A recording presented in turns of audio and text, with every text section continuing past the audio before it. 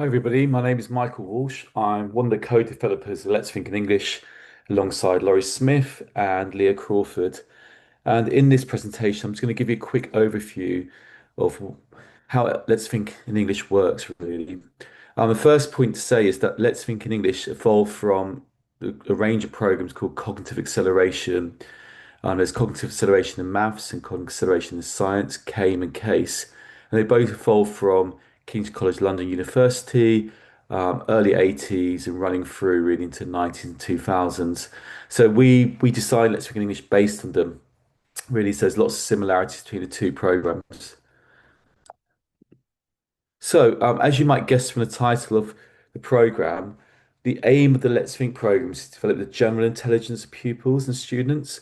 So, we believe there's a general intelligence that underpins learning, and our aim is to develop that. And as we'll come on to shortly, we know that the kind of big hope story in education really is that intelligence is modifiable. Environment can play a big part in development of intelligence. So it should be an aim of education to develop it.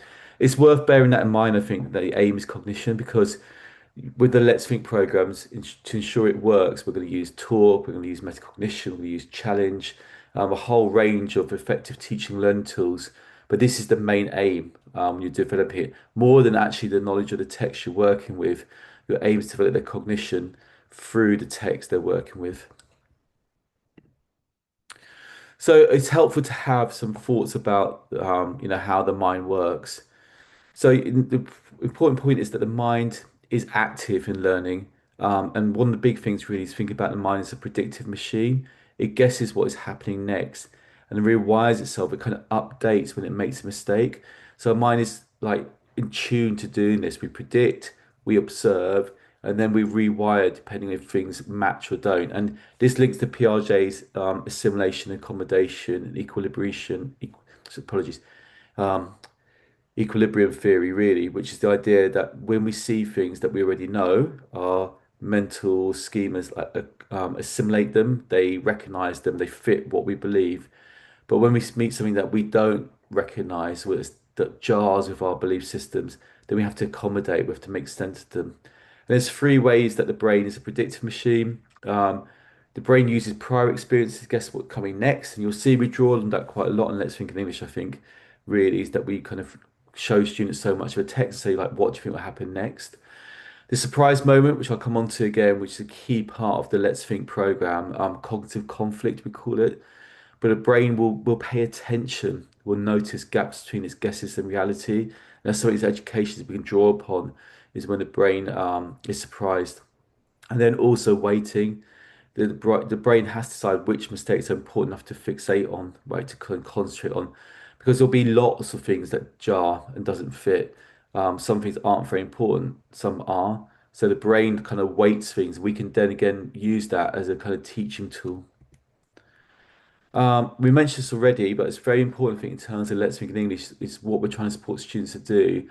And one of the fundamental belief systems in Let's Think, like Philip Adey, one of the founders of the original CASE program called Acceleration Science Education, really emphasizes that students aren't born with fixed brains or fixed intelligence. It's modifiable. If we look at like more recent research around this area, like David Engelman, he's got a very important, interesting book called Live Wired, and he talks about like the brain is live wiring. It's constantly changing structure with every lesson, habit, and interaction. And obviously, if the brain is doing that, then that's something we want to draw upon in our teaching and learning.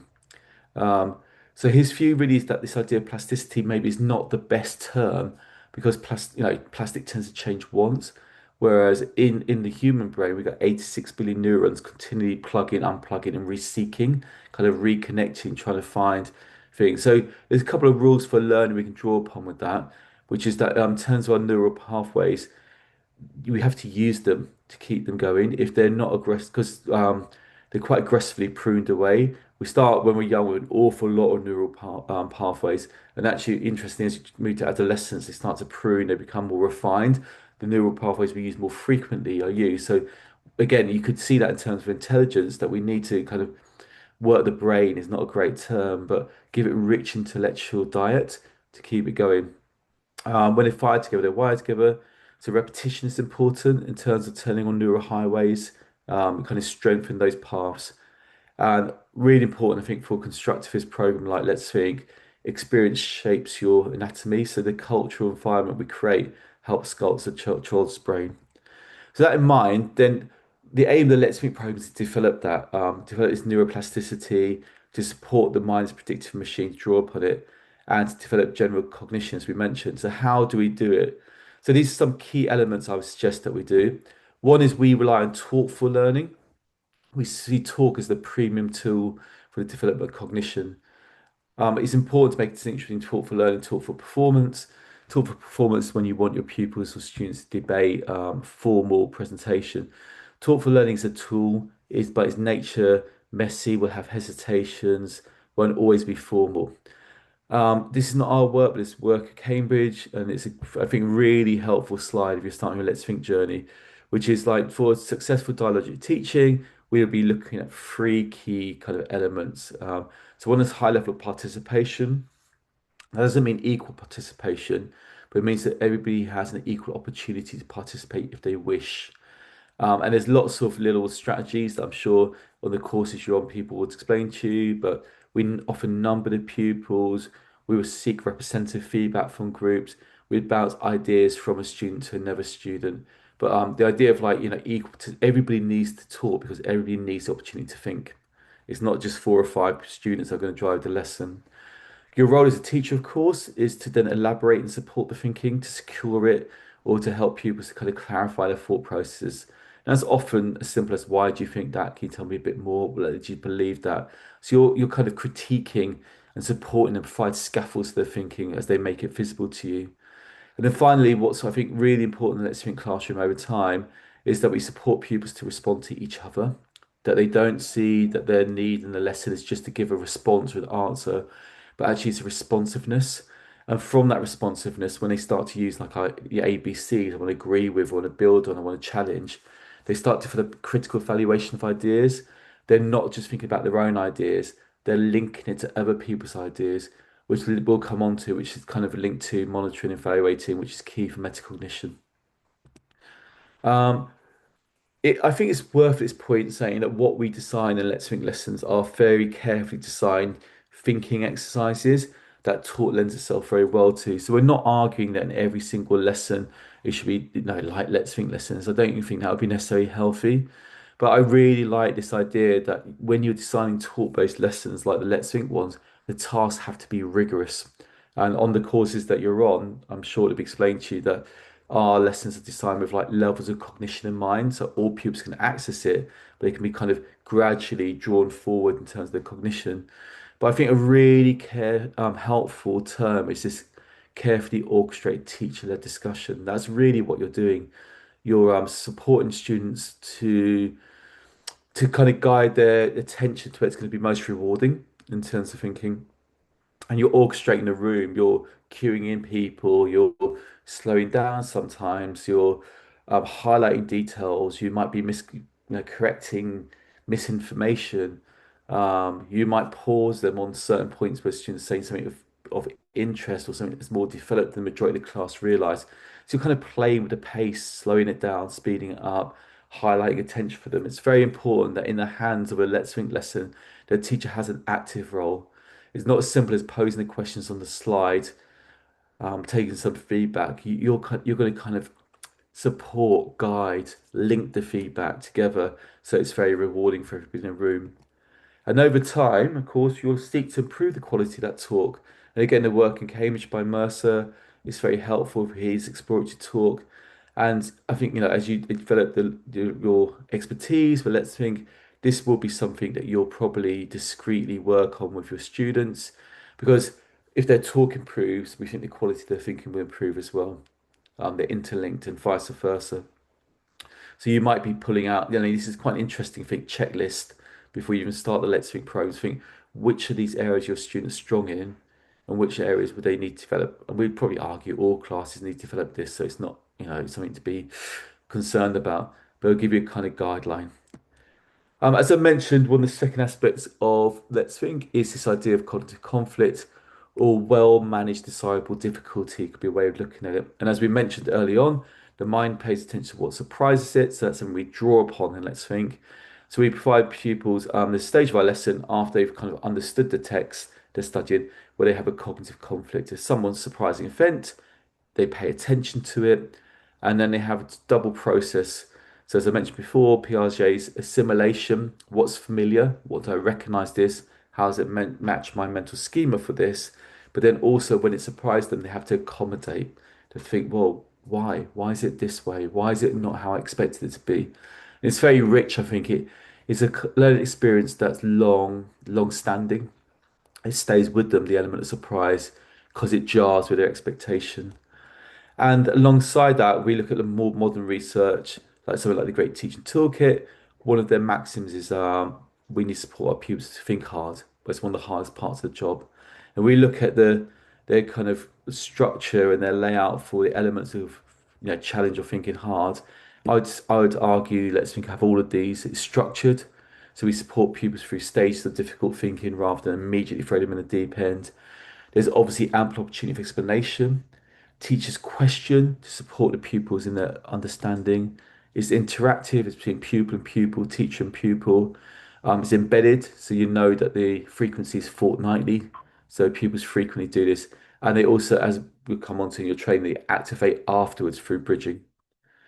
The final, I would say, key element, although all the elements are important of Let's Think, is metacognition. And again, here's a summary from EEF, and I'd argue that like points 4 and 5 are really key for Let's Think in English. So this idea of challenge, we tend to reflect more on things that are challenging to us than things that are easy, and also that talk, metacognitive talk is really important to be promoted in the classroom. Where our program is different, I would suggest to you, is that we see metacognition not just as strategies, but as a habit. So in their small groups, when pupils share their thoughts, they undertake an exercise of monitoring and evaluating ideas all the time. As somebody's airing their thoughts on the text they're studying in their small groups, the listeners are monitoring their own understanding. Is this similar? Is this like what I was thinking? But also evaluating, is this right?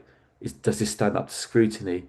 And in that process that's undertaken continually throughout Let's Think in English, that I think leads them becoming metacognitive learners over time. Finally, I just want to end with the structure and the schemas. So Let's Think lessons have a very distinct structure that came from CASE, the Cognitive Acceleration Science Education Program. So we always start with what we call concrete prep. Pupils normally access a small part of the text. They become familiar with any unfamiliar language within it, any context unfamiliar, we support them in that too. But usually they'll get a foothold in the text and quite frequently make predictions about what lies ahead. That stage is important for the pupils. It gives them like a kind of foothold, a foundation for what lies ahead. It was also really important for teachers because it's an early assessment tool for us to kind of evaluate where their thinking is. In the Let's Think in English programs, we reverse this order. So it goes social constructions here and cognitive conflicts there. Because in Let's Speak in English, we try and ensure they understand the text next through social construction. That's a series of small discussions where they share to make sure they understand the text in hand. Understanding has a kind of range, so understanding being quite low to quite high. But the interesting thing in Let's Think programs is all those responses can sit side by side. And we try and encourage pupils to kind of think about the idea that's just ahead of theirs. We'd want to make sure at the end of social construction, which is when you've reached the end of the text, that all pupils have an understanding of the text. You can't think deeply about what you don't understand. And if that's difficult, you'd give them more scaffolds as a teacher. Then we will come to the conflict stage I've outlined already. We give them something that will surprise them, jar them, make them think again about the text at hand. It becomes more of a struggle for the students at this point, but it's important they undertake that struggle. And because the lessons are cyclical and they revisit the same schemas over and over again, um, excuse me, they get better at coping with the struggle. In the lesson is metacognition, which we spoke about, but really I think it's best seen as a thread throughout the whole of the lesson. We reflect on their reasoning, evaluate how the thinking has changed. And finally, the lessons, the physical lesson that you undertake will end here by bridging and supporting your students to realise the relevance of the Let's Think lessons, like the skills, habits, and knowledge they developed, how they can apply them afterwards. You can see here that it's interesting really findings that you get significant cognitive growth is what the research, particularly in Case and Kames, suggested. And you also not just get far transfer that when they develop general intelligence, it's not something that just sits in English or they have to think a certain way in English. They can generalize to other subjects as well. And finally, there's five types of reasoning, so almost like objectives, but they're the big schemas we seek to develop in Let's Think in English. And I think you look at them, you'll hear the secondary colleagues, hear the echoes of the AOs at GCSE here too. We students will develop and pupils develop this on a loop. So any of these schemas, they will do it numerous times at Key Stage 3 and lots of times in Key Stage 1 and Key Stage 2 as they develop them. So very briefly, one of the things students and pupils will do is they'll learn to classify text, which really the question is, what is it I'm looking at? What features does it have? So they might classify genre, is it like a horror, romance, or comedy? They might do it text type. Is this fiction or non-fiction? They might do it with character type. Is this a hero? Is it a villain? Is it a different type of character? Do those character troops change over time? And they might do it with form. Is this a narrative poem? Is this a sonnet? How do we know? The second scheme is frames of reference, which is really about perspective and context. So it's understanding how different contexts or different purposes alter text. So, for example, people might read some a text, and then some historical context might be provided that triggers a rereading. Then, whenever text pupils, when they're in primary school, might look at it and consider how different characters feel within a text. That will be frames of reference. The third one is symbolic representation. And that's really understanding that text can sometimes be literal, but also can be figurative. And how do we recognize that shift? So, in amongst symbolic representation, we're looking at simile, metaphor, symbolism, looking at when stories, characters, setting, or objects stand for more than what they literally stand for. And that can start quite simply in Key Stage 1 and develop with great complexity by the time we get to GCSE. The fourth one is, I think, fairly straightforward. Perhaps it would be better if it's stated the other way around, but I think it's really consequences and their intentions. So we think about how a text makes us feel, tense, excited, empathy for characters, and we work with the pupils and students to understand why they feel that way, how authors or directors manipulate or finesse our feelings, through different authorial techniques to make us feel the way we do. It's like raising the consciousness of pupils and students to understand, a text as an artifact and that an author's created it, and that therefore they're purposefully making decisions that will impact upon us. And finally, sequencing, which is really the structure of a text, a chronology, pace, emphasis, different viewpoints, so on and so forth. All fall underneath that. When they're very young, the pupils may be in year 1 or year 2. Sometimes they read stories and pause them 3 images away from the end and we'll ask them to make a logical sequence. Whereas by the time they get to Key Stage 3, we might be looking at foreshadowing as a narrative structure device and how it's embedded.